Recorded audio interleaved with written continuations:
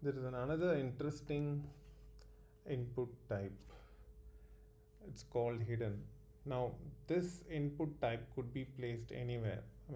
Let me try it here. Okay.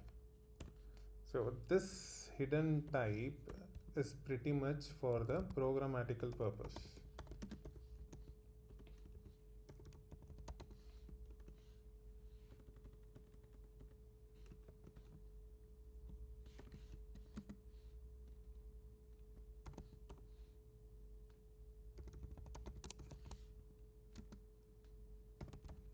Let's say I need to use some value. So for that purpose, I'll just hide it.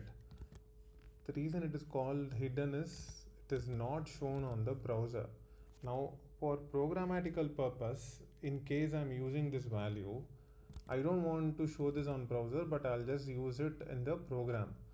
You don't have to get confused about that. Now just assume that this is a hidden input type just to store value which is used in a program.